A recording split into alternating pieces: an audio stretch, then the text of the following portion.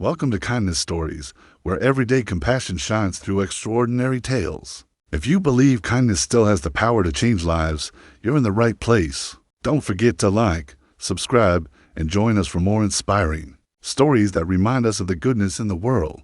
The morning had started like any other. The sun had barely risen over the sleepy town of Willow Creek, casting a golden glow over the sidewalks and homes as birds chirped softly in the trees. 12-year-old Mia adjusted her backpack and stepped out of her house. Clutching a small brown lunch bag, she gave her mother a half smile before heading down the street towards school. Her footsteps were light, but her heart was heavy. Mia had transferred to Willow Creek Middle School just 2 months ago. Her father had taken a new job in the area, and the sudden change meant leaving behind her friends, her favorite bookstore, and the comforting familiarity of her old neighborhood. Here, everything was different. The kids wore trendy clothes, spoke in slang she didn't understand, and traveled in tight-knit groups that didn't welcome outsiders.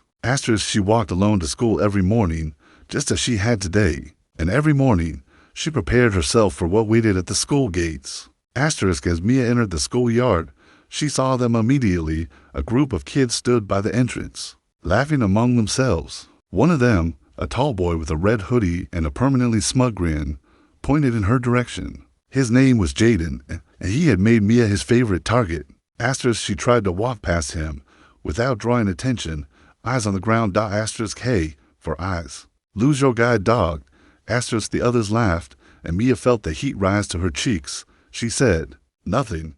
It only made things worse when she replied. Jaden wasn't done. He stepped forward suddenly, snatching the glasses from her face. Mia gasped, blinking in confusion as the world blurred. Give them back, Jaden, she said. Reaching out blindly, Jaden held them just out of reach, pretending to inspect them. These look cheap. You get these from the cereal box. Another round of laughter. Mia's hands trembled, but she stood her ground. Please. Jaden smirked. You want them? Go fetch. And with a flick of his wrist, he tossed them across the yard. They landed with a clatter near the fence. Mia turned away quickly, not wanting them to see the tears forming in her eyes. She hurried to retrieve her glasses. As she bent down, she heard the taunts continue behind her. Her hands found the glasses, and to her horror, she saw one of the lenses had cracked. The world looked jagged and broken through them now.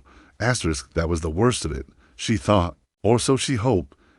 Classes that day blurred by in a haze of embarrassment and frustration. Her teachers noticed her silence, but said nothing. At lunch, she sat alone under a tree, trying to read but struggling to see through the broken lens. She wished more than anything that her old life could return. After school, she walked home slower than usual. Her feet dragged, her shoulders hunched. That night, she told her parents the truth. Her mother was heartbroken. Her father, furious. We'll talk to the school tomorrow, he said. But Mia shook her head. No, don't. It'll just make it worse. Her father hesitated, then nodded. He respected her wishes, though it tore him apart. The next morning, something changed. As Mia reached the school, a small voice behind her called out, "Hey, wait up." Mia turned and saw a boy jogging up. He was about her age, short and slightly chubby, with an oversized backpack and thick-rimmed glasses of his own. His name was Ethan, and he had just moved to town last week. Hi, I'm Ethan. I think we're in the same math class. Mia blinked. Yeah, I guess so. Mind if I walk with you?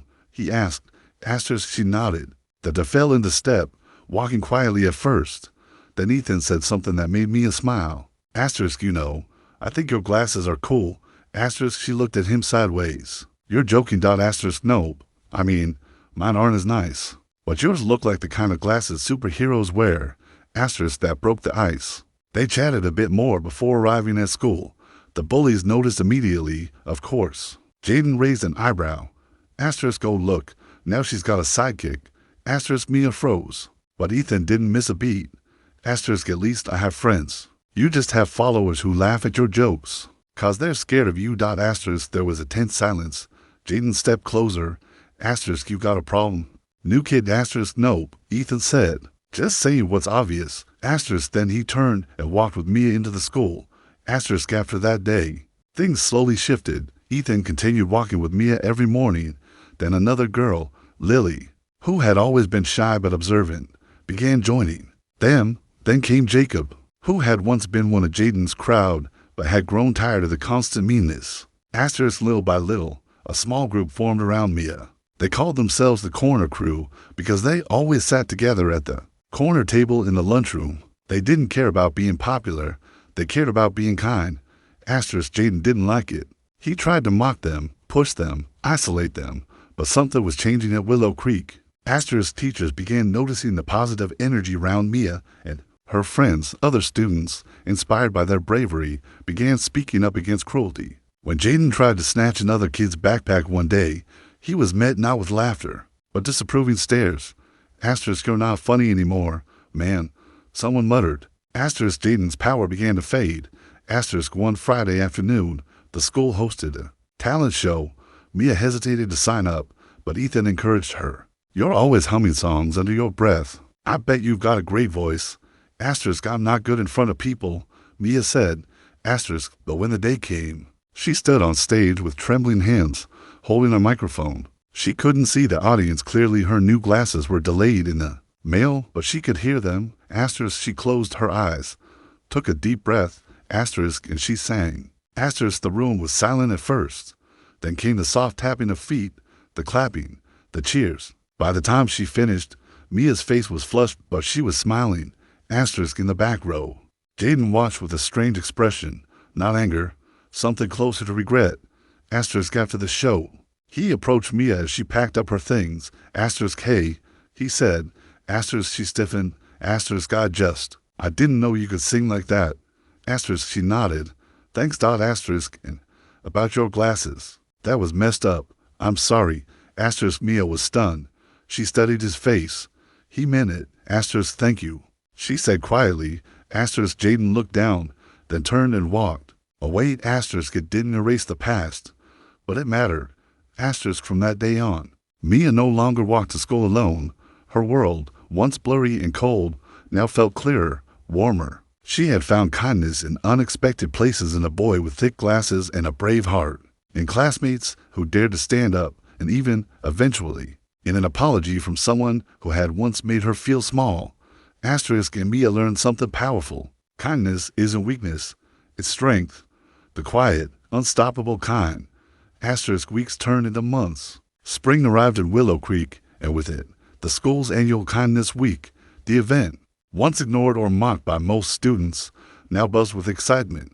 Posters decorated the halls, encouraging everyone to perform small acts of generosity. Mia and her friends volunteered to run the kindness booth, where students could write anonymous compliments on paper hearts to be delivered around the school. On the first day, someone dropped a folded heart into the submission box. It read, "To Mia, you changed the school.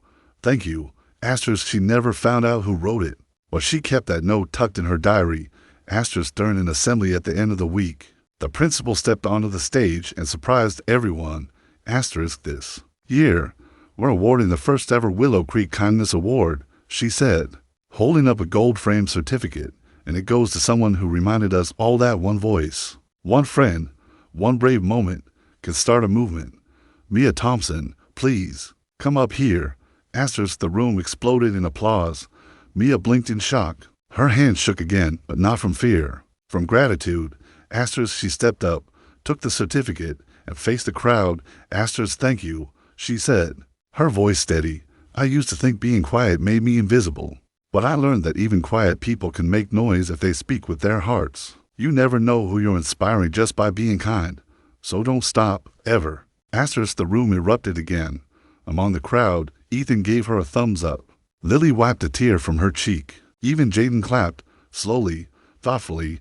Outside, the wind rustled the trees as if applauding to. Mia knew life wouldn't always be easy. There would be more challenges, more bullies, more cracked glasses. But she also knew this. She wasn't alone anymore. And that, more than anything, gave her the courage to keep going. So the next time you see someone walking alone, struggling, or simply sitting quietly, be the Ethan. Be the one who notices. Be the one who speaks up, because kindness may not always look heroic, but it's always powerful. And sometimes All it takes to change a life is one brave friend who says, "Hey, mind if I walk with you?" Pastors, thanks for watching Kindness Stories. If this story moved you, share it with someone who needs a reminder of the power of compassion. Subscribe for more heartfelt tales that show the beauty of everyday humanity. See you in the next story, asterisk.